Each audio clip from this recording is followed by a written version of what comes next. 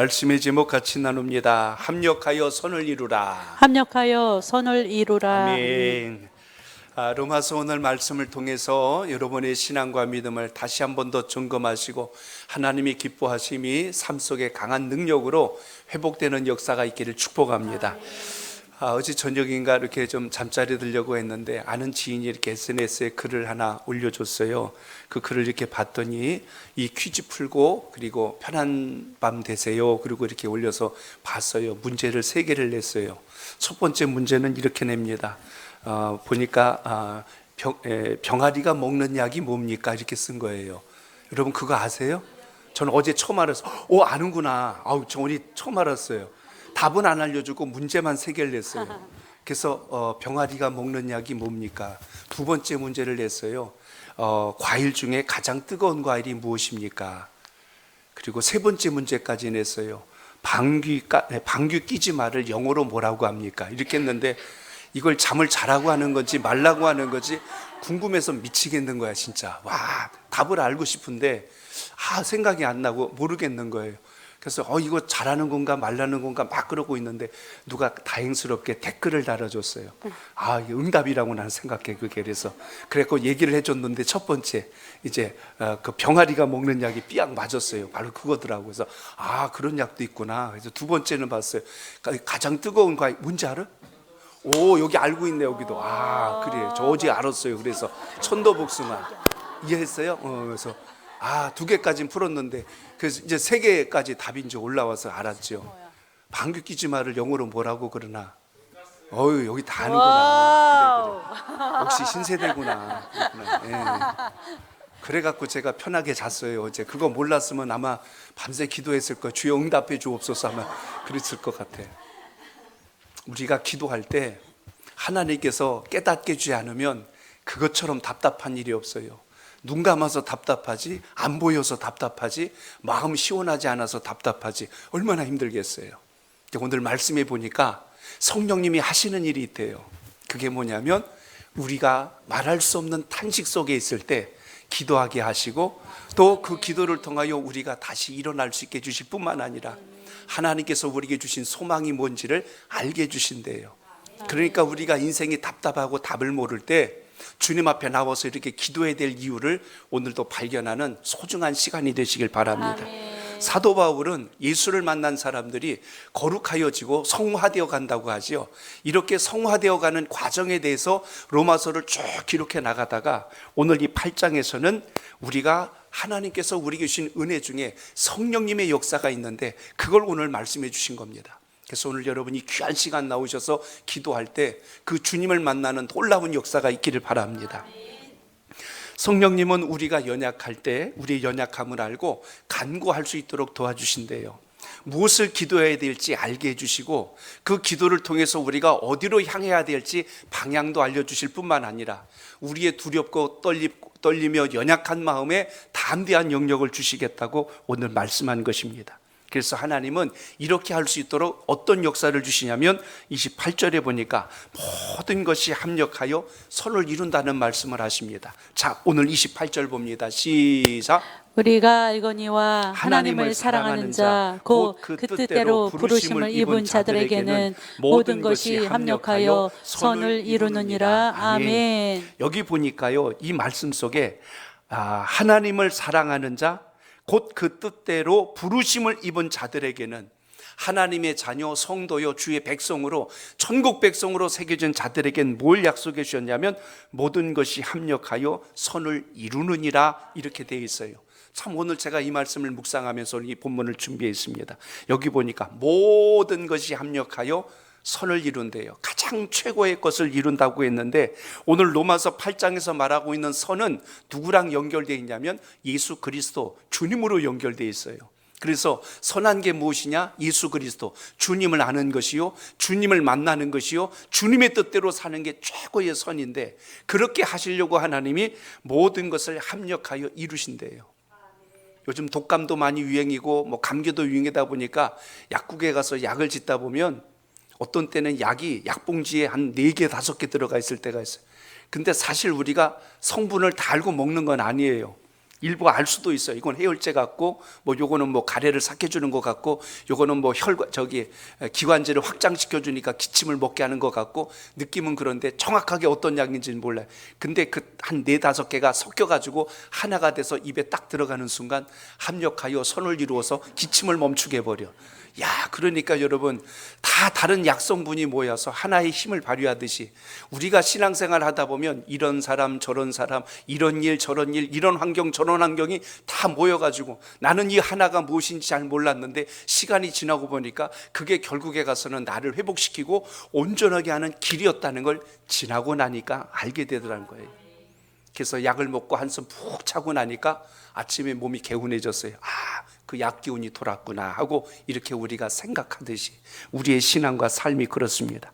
모든 것이란 것을 다시 되돌아봅니다. 하나님은 우리가 살아가면서 모든 것을 붙여주세요. 어떤 땐 건강을, 때로는 우리가 살아가면서 우리의 필요한 것들을 그때그때마다 붙여줍니다. 그게 우리의 기도 속에 있어요. 하나님 건강하게 해주세요, 성공하게 해주세요, 출세하게 해주세요, 이 다음에 좋은 배필 만나게 해주세요, 좋은 직장 만나게 해주세요. 이게 다 우리의 소원과 기도 제목 속에 있는 간절한 바램들입니다. 그런데 그 바램 뒤에는 뭐가 있는 거예요? 내가 건강하지 못한 게 있는 것이고, 내가 실직한 게 있는 것이고, 또 내가 또 아직 배우자를 만나지 못한 것도 있고, 아직도 내가 해야 될 일들이 해결되지 않는 일들이 그 뒤에 많이 놓여져 있는데, 내가 생각할 땐 답을 찾지 못하고 길을 찾지 못하고 있을 때 오늘 성령님께서 우리의 연약함을 아시고 우리에게 기도할 수 있도록 마음의 간절함을 주시고 결국 그것을 이뤄갈 수 있도록 우리를 이끌어 주신다. 오늘 이렇게 역사하는 것이 하나님의 큰 뜻이라는 것을 잊지 않길 바랍니다. 이렇게 놓고 보면 내 인생의 걱정과 염려, 풍랑과 또 내 앞에 놓이는 수많은 장애물들이 내 인생을 가로막는 게 아니라 오히려 더 주님의 뜻을 잘 발견하고 믿음으로 일어설 수 있도록 디딤돌 역할을 하고 있다는 것도 기억하시길 바랍니다. 그래서 예수 만난 사람들은, 신앙하는 우리들은 세상에서 오는 풍파와 어려움을 무조건 불행이나 고난으로 보지 않고 그걸 통해서 주시는 하나님의 뜻을 볼 수 있는 믿음의 안목이 열려 있기를 바랍니다. 오늘 새벽에 같이 나눈 말씀이 누가복음 4장에 있는 말씀인데요, 가버나움 마을에 예수님께서 복음을 전하러 들어가십니다. 회당에서, 그날이 안식일이라 회당에서 말씀을 전하신 후에 그날 베드로의 집에 가서 신방을 하시는데, 베드로 집의 장모의 그 병이 아주 중했어요. 거기 보면 큰 열병을 앓았다라고 기록되어 있습니다. 누가는 의사 출신이다 보니까 누가복음을 쭉 읽다 보면 병의 그 정도와 그리고 그 내용에 대해서 자세하게 기록해요. 그래서 당시에 이게 큰 병인지 작은 병인지도 이렇게 소개했는데 성경에 보면 큰 병을 앓았다고 기록하고 있습니다. 가버나움 지역은 유대인들이 사는 곳입니다. 그런데 그 전에 주님이 오셨던 곳은 어디냐면 나사렛이에요.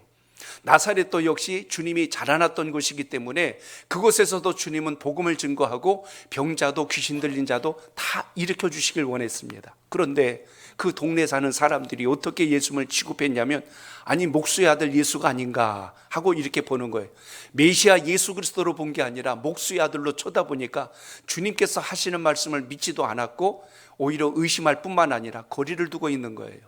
주님은 단번에 그들의 마음을 아시고 거기서는 어떤 이적도 능력도 행하지 않고 그 자리를 떠나신 겁니다. 그리고 가버나움 동네에 오셔서 주님께서 다시 말씀을 전하신 후에 오늘 열병으로 고통하는 베드로의 장모에게 하나님의 권세로 꾸짖습니다. 그 병을 꾸짖으니 그 귀신이 나갔더라, 그 병이 나갔더라, 이렇게 기록이 되어 있어요. 놀라운 역사가 일어나서 그 동네 소문이 납니다. 사람들이 다 몰려오는 일이 시작이 돼요. 그런데 그 병을 낫기 위해서 일어났던 사건이 굉장히 중요한데, 거기 누가복음 4장 38절에 보면 이런 말씀이 있습니다. 우리 같이 읽어볼까요? 시작. 예수께서 일어나 회당에서 나가사 시몬의 집에 들어가시니 시몬의 장모가 중한 열병을 앓고 있는지라 사람들이 그를 위하여 예수께 구하니. 아멘. 그 병이 없었다면 예수님을 찾는 사람들도 없었을 거예요. 그런데 주님을 찾아서 구합니다. 너무나 아파하고 힘들어하니 도와주세요 하고 요청하는 장면을 봅니다. 우리가 할 수 없는 그 일, 내가 연약할 때, 인생의 한계가 왔을 때 주님을 찾는 장면이 거기 기록되어 있는데, 그 중환열병은 오히려 주변의 많은 사람들로 하여금 주님이 어떤 분이신지 알 수 있는 기회가 되었다는 겁니다. 오늘 여러분이 기도 제목을 들고 주의 전에 오셨다는 것은 하나님께서 여러분을 통하여 일하실 것을 발견할 수 있는 소중한 기회라는 것을 잊지 않길 바랍니다. 그래서 하나님이 기뻐하심을 발견하고 여러분의 인생을 역전하고 반전시키시는 하나님의 그 이적과 능력이 함께 하시길 바랍니다. 그래서 질병이라고 하는 것을 성경을 통하여 본다면 사실은 질병도요, 죄의 결과예요. 창세기를 통해서 보면 하와가 선악과를 먹은 직후에 그들이 하나님 말씀을 어김으로 인하여서 에덴 동산에서 쫓김을 당합니다. 더 이상 생명나무 열매를 먹지 못하게 되었고, 그로 인하여 너희들이 수고하여야 되고 땀을 흘려야 되고 해산의 수고가 있을 것이다. 결국 이 땅에 뭐가 들어왔어요? 죄가 들어온 겁니다. 죄의 결과는요, 슬픔, 눈물, 애통, 고통, 상함, 그러다 보니 거기에 목까지 섞여 있는 거예요. 이 질병도 섞여 있는 겁니다. 병이라고 하는 건 몸만 아프다고 병이 아니라 마음이 아파도 병이 됩니다. 그래서 질병은 우리의 마음을 상하게 하고 우리의 정신을 상하게 하고 우리의 영혼을 상하게 하기 때문에 주님을 온전하게 만나고 주님 믿음 안에 거할 때 이 치료의 역사가 시작된다는 것을 기억하시길 바랍니다. 그래서 질병도 여러분 무엇 때문에 와요? 가만히 그냥 환경적으로 본다면 잘못 먹으면 그게 몸에 병으로 옵니다. 두 번째, 우리 환경 때문에 그래요. 환경의 오염으로 인해서 우리에게 그런 상황도 올 수 있는 것이고, 때로는 정신적인 충격이나 산화부로 인한 마음의 상처가 그것이 우리 몸을 상하게 해서 질병으로까지 이어집니다. 공통점은 다 죄라는 거예요. 하나님과 멀어졌고 벗어나기 시작하면 우리 몸이 병들고 마음이 병들고 영혼이 병듭니다. 그래서 치유의 역사가 어떻게 일어났어요? 주님을 만나니까 고침이 시작되었더라라는 것입니다. 오늘 이 시간 여러분, 그래서 우리가 주님을 찾아야 되는 거예요. 그래서 우리가 더욱더 주님 앞에 겸손해질 수 있는 이유는 내가 잘나고 똑똑해서 출세하고 성공하는 게 아니라 주님 손에 붙들리는 순간 주님은 우리의 가야 할 길에 명철과 지혜를 주실 뿐만 아니라 풍성한 은총으로 우리의 범사를 주관하신다는 것을 기억하시길 바랍니다. 그러니까 여러분, 우리가 기도할 때 죄를 깨닫게 하시고 우리를 겸손하게 하시고 하나님의 뜻이 무엇인지 알게 한다는 것은 우리를 더 성숙하게 하시는 하나님의 놀라운 역사가 그 속에 흐르고 있다는 것을 주목하게 됩니다. 그러니까 평생토록 여러분 흔들리지 말아야 될 게 기본적으로는 두 가지입니다. 예배가 흔들리면 안 되고요, 또 한 가지는 기도가 흔들리면 안 됩니다. 기분 나쁘다고 기도 때려치면요, 그 인생은 더 망가져 버려요. 화나는 일이 있다고 해서 나 오늘 예배 안 드려 그래 버리면 그 마음속에 주님으로부터 오는 위로와 평강을 얻지를 못한다는 걸 우리가 정확하게 발견할 수 있어야 합니다. 주님, 제가 이렇게 연약합니다. 제가 이렇게 부족합니다. 오늘 26절의 말씀처럼 성령도 우리의 연약함을 도우신다고 한 것처럼 우리 인생의 답을 놓쳤을 때는 반드시 주님을 만나는 역사가 있기를 바랍니다. 감정대로 살고 변덕스럽게 살아갔고 인생 풀리는 사람 못 봤어요. 그래서 초지일관 주님께서 주신 것 잘 붙들고 믿음 안에 거하여서 하나님의 영광이 여러분 삶 속에 아름답게 세워지기를 주 이름으로 축복합니다. 그래서 내 감정 따라 살지 말고 하나님 은혜 따라 사는 게 그래서 중요하다는 것입니다. 오늘 그렇다면 선을 이루기 위하여 하나님께서 어떻게 일해 주셨는지 오늘 본문에 보면 세 가지 열쇠가 나와요. 그 중에 첫째가 무엇이냐면, 자, 저를 따릅니다. 성령님은 우리에게 기도할 힘을 주십니다. 우리에게 기도할 힘을 주십니다. 아멘. 그래요. 내가 힘이 나서 기도하는 게 아니라 주님께서 우리에게 기도할 수 있도록 감동을 주시고, 그렇게 기도하다 보니 주님께서 내가 미처 생각하지 못한 것도 생각나게 하시고, 하나님께서 우리에게 지혜도 주셔서 명철함도 주셔서 우리 마음의 평강과 믿음의 다 합력을 더하신다는 것을 기억하시길 바랍니다.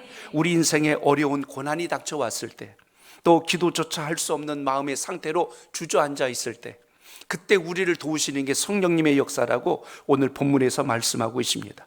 그러니까 이 기도라고 하는 것은 이방 종교에서 말하는 그 어떤 내적 정신 수양이 아니에요. 그냥 무릎 이렇게 탁 해서 폼 잡고 앉아 있다고 그렇게 해서 우리가 되는 게 아니고, 기도는 하나님 앞에 내가 얼마나 연약한지를 발견하고 그리고 하나님으로부터 지음받은 존재란 걸 깨달아서 나를 이끄시는 분이 오직 주님밖에 없습니다. 이렇게 함으로 인하여 주님 주시는 능력을 만났을 때 비로소 기도의 능력과 가치가 여러분을 일으킨다는 것을 기억하시길 바랍니다. 그래서 하나님 손에 붙들린 기도가 그래서 중요해요. 오늘도 이 밤에 정말 어렵게 여러분 시간 쪼개서 하나님을 사모해서 나오셨잖아요. 그러니까 그냥 예배 딱 마치면 성경책 들러매고 집에 가지 말고 하나님 앞에 좀 간절하게 깊은 기도가 있기를 바랍니다. 주님, 저에게 기도를 도와주셔서 주의 뜻을 발견하게 하옵소서. 이렇게 기도할 수 있기를 바랍니다. 우리의 기도가 간절해질 때를 보면은 대부분 병들었을 때나 내 수중에 물질이 떨어졌을 때나 사람의 관계가 악화되었을 거나 아니면 내 인생의 방향이 막혔을 때, 그럴 때 우리의 기도가 더 간절해지는 걸 보게 됩니다. 그래서 오늘 여기 26절을 우리 다시 한 번 더 읽어봅니다. 26절 시작. 이와 같이 성령도 우리의 연약함을 도우시나니 우리가 마땅히 기도할 바를 알지 못하나 오직 성령이 말할 수 없는 탄식으로 우리를 위하여 친히 간구하시느니라. 아멘. 여기 말씀에 보니까요, 우리가 무엇을 놓고 기도해야 될지 모를 때 성령님께서 기도할 수 있도록 알려주실 뿐만 아니라 우리가 무엇이라고 입을 열 수도 없을 때, 우리가 탄식하고 있을 때 우리 안에서 간구하는 능력을 더하시는 것이 성령의 역사라는 걸 기억하시고 그 믿음대로 오늘 기도할 수 있길 바랍니다. 여기 보시면 도우신다라는 표현이 나옵니다.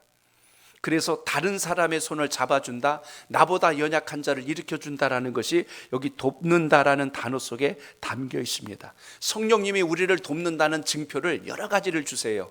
그러니까 기도의 영적 체험들이 사람마다 다양해요. 어떤 사람은 쉬운 말로 불받았다라는 분도 계세요. 막 기도하는데 갑자기 마음이 뜨거워지고 막 하나님께 간절하게 기도하는 역사가 일어날 때도 있는 것을 볼 수가 있습니다. 뿐만 아니라 오늘 어떤 때는 방언의 역사도 일어날 때가 있거든요. 내가 전혀 알지 못하는 말이 내 입에서 나올 때가 있다는 이야기입니다. 뿐만 아니라 오늘 하나님께서 주신 놀라운 어떤 환상을 볼 때도 있고요. 이런 모든 것에서 우리가 주목해야 될 것은 하나님께서 우리의 기도를 받으시고 들으신다는 사실을 오늘 기억하셔서 그 믿음이 여러분 속에 있다는 걸 잊지 않고 소망 중에 담기를 바랍니다. 그래서 우리의 삶 속에서 기억해야 될 건 하나님께서 내가 너와 함께 한다라는 다양한 영적 사인을 놓치지 말고 잘 붙들어서 오늘도 주님과 더 가까워지는 기회가 되시기를 바랍니다. 미국 사람들이 하는 욕 중에 제일 심한 욕이 있어요. 혹시 아십니까? 안 해봐서 모르죠. 그래요. 이렇게 가끔 영화나 이런 데 보면 아주 이 하나님의 이름을 들먹이면서 하는 아주 그런 욕들이 있어요. 그 중에 하나가 이제 땜잇이라고 하는 것도 있고 까땜이라고 하는 것도 있어요. 그 단어의 뜻은 그렇습니다. 성령이 너를 떠난다, 그런 뜻이에요. 너 안에 있는 성령이 떠나길 바란다. 그래도 기독교 국가로 일어나서 그런지 욕도 굉장히 기독교적으로 해요. 그래서 아까도 놀라도 그러잖아요. 뒤졌어 그러잖아요. 그러니까 뒤졌어 그런 게 아니고 지졌어 그러잖아요. 근데 그 속에 담긴 게 뭐냐면 세상에 설마 환장하게 막 그런 것을 그 단어 하나 속에다 다 담아버렸어요. 근데 그 말 중에 우리가 들을 때는 그런가 보다 할 정도의 느낌인지 몰라도 그들이 들을 땐 굉장한 모욕이거든요. 너 안에 있는 하나님의 영이 떠나라는 이야기. 그럼 얼마나 그게 불쾌하겠어요. 그런 마음 가지면 안 되잖아요. 그래서 아주 심한 욕 중에 하나가 그런 겁니다. 은혜 없는 교인 되라 그러는 거예요. 은혜 없는 교인 되라. 교회를 다니긴 다니는데 마음에 은혜도 없고 감동도 없고 기쁨도 없고 아무 느낌도 없이 그냥 마치 그냥 영혼 없는 사람처럼 그렇게 신앙하라는 식으로 욕을 하면 굉장한 모욕감을 느낀다는 이야기입니다. 그러니까 여러분, 우리가 신앙생활을 할 때 잃지 말아야 되는 게 있어요. 여러분 마음속에 늘 기쁨이 있길 바랍니다. 감사도 있어야 되고요, 은혜도 있어야 되고, 기대하는 마음, 그리고 소망, 이 모든 것들이 우리 속에서 일어나야 되는데 이거 없이 권속으로 다니니까 그게 진짜 기쁨이 될 수가 없다는 이야기입니다. 언젠가 한번 그런 말씀을 드렸어요. 버스가 출발해야 되는데 안 가니까 뒤에 앉은 손님이 화가 잔뜩 나가지고 거기서 한다는 말이 있잖아요. 이 똥차 언제 가냐고. 기분이 나빠서. 그러니까 운전하는 운전기사 기분이 얼마나 더럽겠어요. 그래서 운전기사가 그 손님에게 대답을 해주잖아요. 똥이 차야 가지요 라고 이야기를 했다고 하잖아요. 그랬더니 그 손님이 기가 막혀갖고 화가 잔뜩 나서 또 욕을 했잖아요. 평생 버스 운전이나 하고 살아라. 그러고서 내리려고 그러는데 거기다 대고 한마디 했잖아요. 평생 버스만 타고 다니세요 하고 이렇게 이야기했어요. 사람이 가는 말이 고와야 오는 말도 고운 거예요. 내 입에선 더러운 말 나가고 상대방에겐 좋은 말 오기를 기대하는 것은 바른 자세가 아니지 않습니까? 우리가 기도하고 간구할 때 주님, 제 마음의 상한 감정, 제 마음에 애통하는 마음, 이 모든 것이 치유되어서 주님을 만날 수 있도록 도와주옵소서. 이 간절함이 여러분 속에 있기를 바랍니다. 마음밭이 고와야 그 밭에 뿌려진 주의 말씀이 뿌리를 내리고 아름다운 열매를 거둔다는 것을 잊지 않길 바랍니다. 예배만 잘 드리면 뭐예요? 기도만 많이 하면 뭐예요? 그게 우리 삶 속을 바꾸고 변화시키지 않는다면 그건 이중적인 삶밖에 되지 않습니다. 에베소서 6장 18절에 보니까 이렇게 말씀합니다. 우리 같이 읽습니다. 시작. 모든 기도와 간구를 하되 항상 성령 안에서 기도하고 이를 위하여 깨어 구하기를 항상 힘쓰며 여러 성도를 위하여 구하라. 아멘. 모든 기도와 간구를 하되 항상 어디 안에서요? 성령 안에서 기도하고, 내 생각대로 기도하고 내 욕심 따라 하는 게 아니라 성령의 인도함을 받아서 주님, 제가 오늘 이런 기도 제목들이 있는데 주님 보실 때 합당한 기도가 되게 하시고 하나님 보실 때 더 바른 기도가 나올 수 있도록 인도해 주옵소서. 이렇게 주님께 의탁하는 기도가 있기를 바랍니다. 말씀을 찾다가 여러분 잘 아시는 빌립보서 4장 6절로 7절 한 번 더 읽어봅니다. 시작. 아무것도 염려하지 말고 다만 모든 일에 기도와 간구로 너희 구할 것을 감사함으로 하나님께 아뢰라. 그리하면 모든 지각에 뛰어난 하나님의 평강이 그리스도 예수 안에서 너희 마음과 생각을 지키시리라. 아멘. 기도가 왜 필요한지를 정말 정확하게 기록한 말씀이 오늘 빌립보서 4장 6절에서 7절에 있는 말씀에서 발견합니다. 우리는 염려하는 자가 아니라 모든 일에 기도와 간구로 너희 구할 것을 감사함으로 하나님께 아뢰면 하나님께서 우리의 생각과 마음을 붙들어서 온전한 것을 향하여 갈 수 있도록 도와주신다고 말씀합니다. 그렇기 때문에 고난의 때, 그때는 내가 혼자 있는 시간이 아니라 성령님이 나와 함께 하시고 나의 기도를 붙들어서 주님께 상달될 수 있도록 돕고 있는 시간이라는 걸 잊지 마시고 오늘 이 시간에도 구하는 여러분의 간구를 하나님의 크신 역사 안에서 응답으로까지 이어지길 바랍니다. 어려운 때 하나님께서 우리를 버리신 것이 아니라 하나님은 우리가 나갈 방향을 갈 수 있도록 지금도 일하시고 역사하시며 모든 것이 합력하여 최고의 선을 이룰 수 있도록 역사하신다는 걸 믿고 기도하시길 바랍니다. 두 번째로 오늘 우리가 알아야 될 열쇠가 있습니다. 한번 따라합니다. 하나님은 마음을 살피시는 분입니다. 마음을 살피시는 분입니다. 오늘 27절에 보니까 그 말씀이 기록되어 있습니다. 27절 시작. 마음을 살피시는 이가 성령의 생각을 아시나니 이는 성령이 하나님의 뜻대로 성도를 위하여 간구하심이니라. 아멘. 마음을 살피시는 이가 성령의 생각을 아신다 그랬어요. 결국 하나님께서는 지금 뭘 보시냐면 우리의 마음속을 살피신답니다. 이 살핀다는 말이 헬러 원문에 보니까 에라우논이란 단어를 썼는데 우리말로 번역하면 조사하다, 검사하다, 자세히 살피다, 이런 뜻을 가지고 있는 것이 오늘 살핀다는 뜻 속에 담겨 있습니다. 헬라어 원문에 보니까 두 가지 뜻으로 나눠져 있어요. 하나는 짐승에 의해서 짐승이 사냥감을 추격할 때 냄새를 막 맡는 그 의미와 같은 단어로 이 단어가 쓰여져서 냄새를 맡다, 바짝 추격하다, 쫓아가다라는 뜻이 오늘 여기에 있는 이 살피신다라는 단어 속에 포함되어 있는 것을 봅니다. 계속하여 추격하여 쫓아오는 거예요. 계속하여 곁에 있는 상황, 그게 오늘 살피시는 하나님의 모습 속에 담겨 있음을 보게 됩니다. 또 하나는 우리 이제 인간 세계를 향해서 의미를 담고 있는 것을 보면 조사한다, 수색한다, 이런 겁니다. 샅샅이 내 마음을 살펴서 무엇이 가장 필요한지를 알고 그것을 우리에게 공급하시는 하나님의 역사를 보게 합니다. 성경 곳곳에 동일한 의미로 쓰여진 말씀과 구절들이 너무 많아요. 그냥 대표적인 구절 세 절만 우리 한번 읽어보겠습니다. 여러분, 시편 7편 9절입니다. 하나님께서 우리의 심장을 감찰하신대. 같이 봅니다. 시작. 악인의 악을 끊고 의인을 세우소서. 의로우신 하나님이 사람의 마음과 양심을 감찰하시나이다. 아멘. 아멘. 우리의 이 심장이라고도 표현하지만 심장이 이 히브리 백성들에게는 이제 마음과 양심에 대한 의미가 여기서 출발한다고 통상적인 의미를 갖습니다. 그러니까 하나님이 어떤 분이세요? 우리의 마음도 양심도 보신다는 거예요. 사람들 앞에 우리가 속일 수는 있지만 하나님을 우리는 속일 수가 없거든요. 우리 마음도 아시고 우리의 양심도 아시는 주님. 믿음이 없는 사람들에겐 양심의 법을 주셨다고 로마서에 기록되어 있습니다. 양심의 법이 뭘까요? 부끄러움을 느끼게 하는 거예요. 막 얼굴이 화끈거리게 하거나 심장이 뛰게 하거나 막 말을 더듬게 하거나 눈에 초점을 잃게 하거나. 근데 이거 아주 뻔뻔하게 하는 사람도 있긴 해요. 그러나 하나님께서 주신 기본적인 게 있습니다. 우리가 신앙의 양심이란 거 있지만 도덕적 양심이라는 것도 있거든요. 그래서 이 땅을 살아가면서 가져야 될 기준에서 벗어나게 되면 두려움을 주고 또 때로는 마음의 불안함을 주고 이런 모든 상황들을 하나님께서 역사하시는 걸 보게 됩니다. 예레미야서 17장 10절에도 여호와께서 우리의 심장을 살피신다는 말이 거기 나와요. 우리 같이 봅니다. 시작. 나 여호와는 심장을 살피며 폐부를 시험하고 각각 그의 행위와 그의 행실대로 보응하나니. 아멘. 행한 대로 갚으시는 하나님이라고 예레미야서에 기록이 되어 있습니다.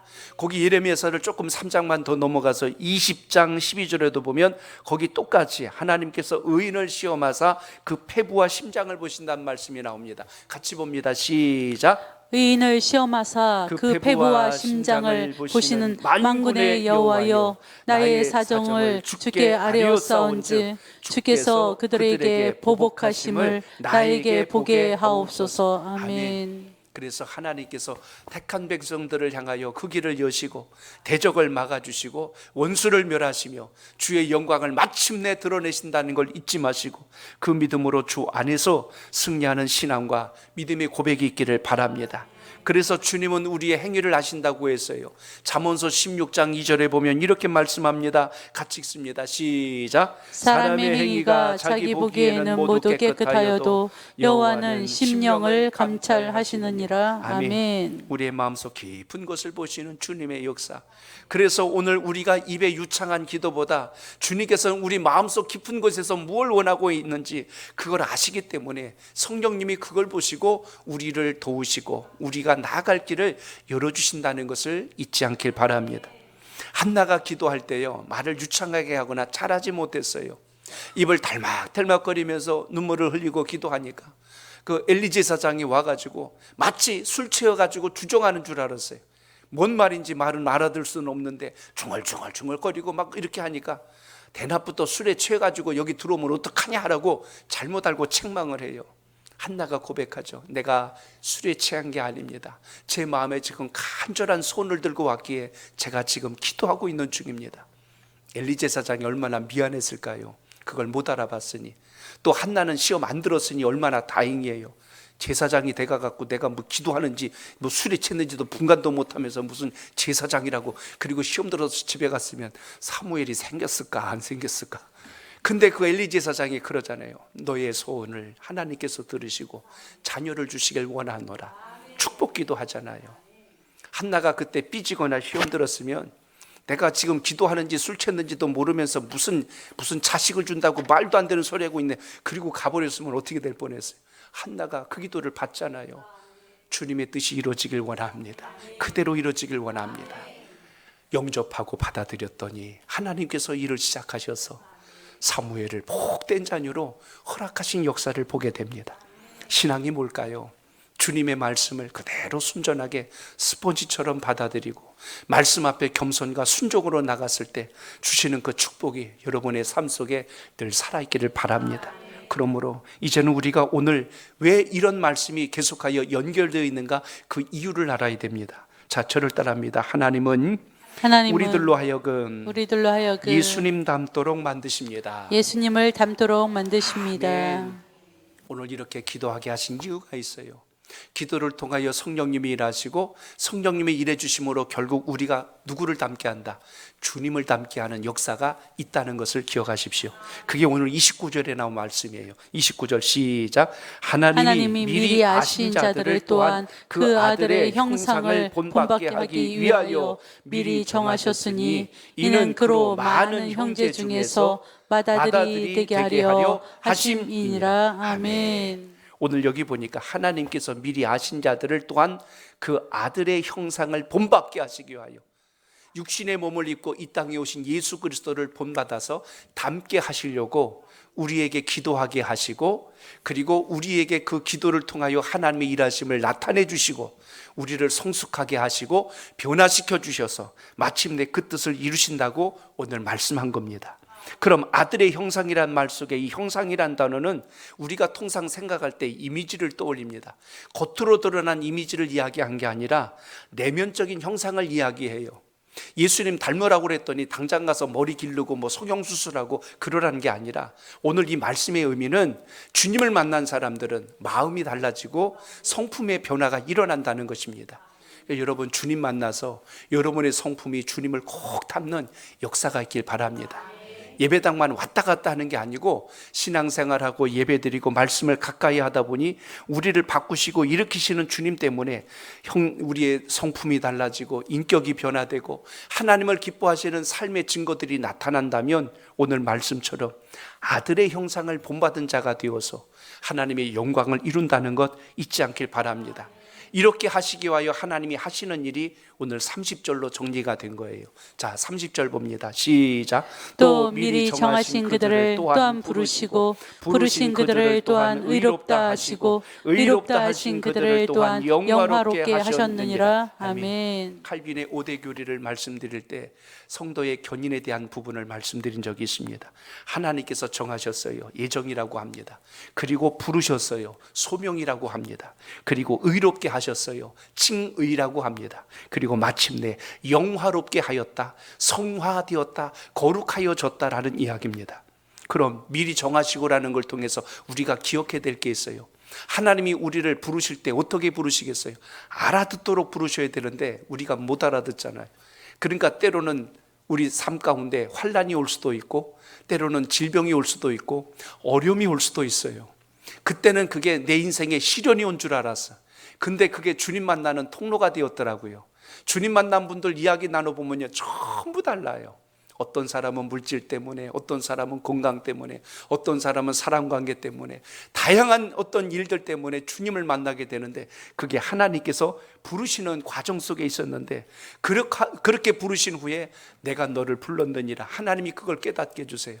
이제 우리가 은혜를 받기 시작하면 말씀이 눈에 보입니다. 귀에 들리기 시작해요. 그럼 우리 마음에 감동이 일어나고, 그럼 내가 주님의 나라를 위해서 어떻게 살아야 될까, 여기에 대한 시야가 넓어지기 시작하고 기도가 구체적으로 달라지기 시작한다는 것입니다. 그러므로 인하여서 우리를 어떻게 하는 거예요? 연단하고 단련하여서 순금과 같이 만드시는 하나님의 역사가 우리의 삶 속에 있다는 걸 잊지 않길 바랍니다.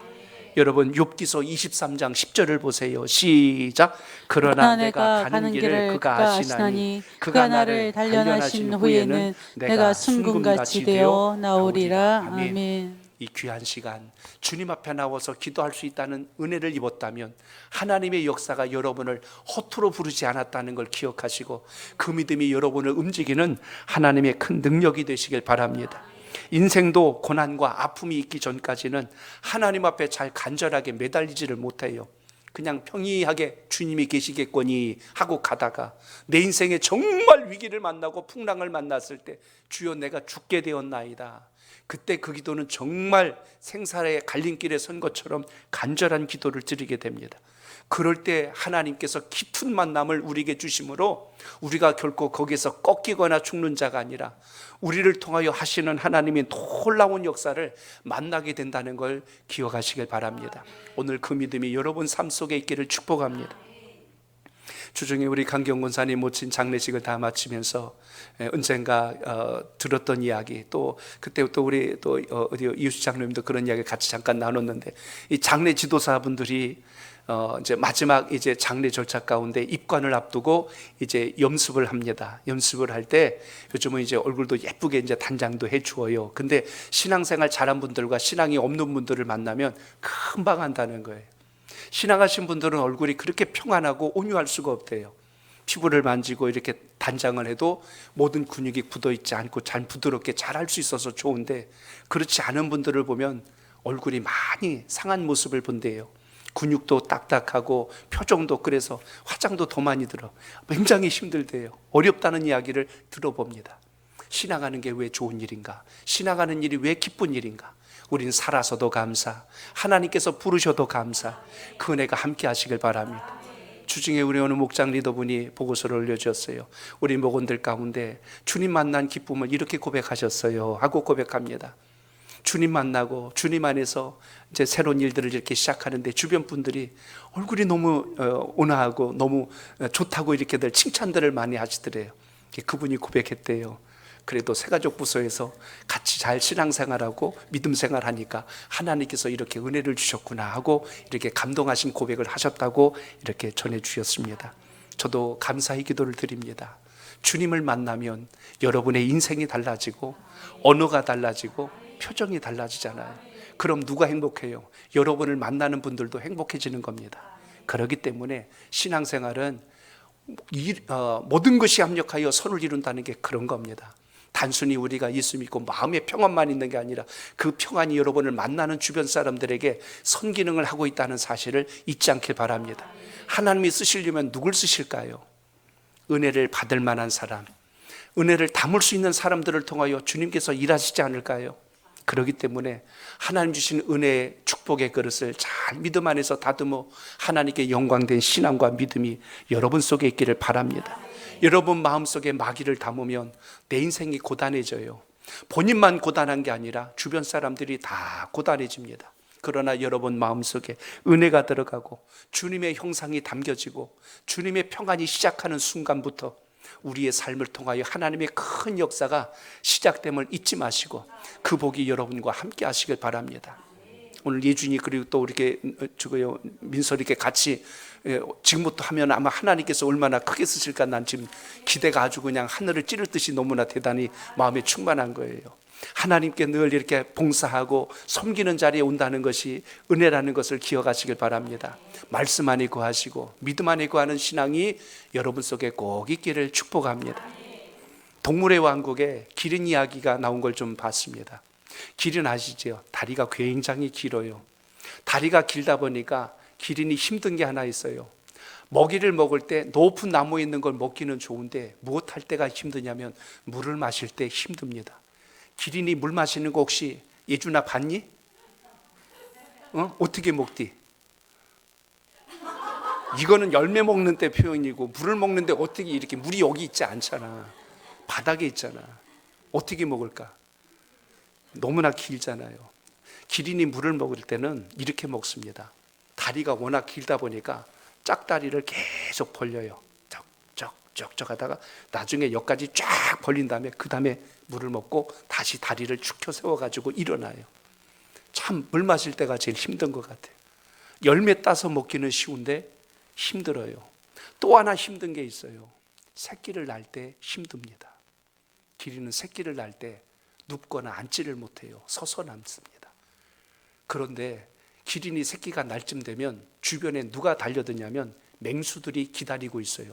새끼가 떨어질 때까지. 하이에나, 특히 이런 맹수들이 막 쫓아다니면서 새끼가 떨어질 때를 기다린 것. 기린은 그게 못 오게 하려고 다리를 계속 제껴대면서 새끼를 낳아요. 새끼를 낳으면 새끼가 뚝 하고 떨어지죠. 제일 먼저 하는 일이 뭘까요? 그 새끼를 발로 찹니다. 그럼 새끼가 뻥 맞으니까 꿈틀하지요. 근데 안 일어나면 또 때려요. 뻥 하고 또 차요. 그러면 그 새끼가 고개를 이렇게 흔들어요. 정신이 들었다는 얘기예요. 또 하나는 도대체 내가 왜 맞아야 되는지 그때서부터 혼돈이 오는 거예요.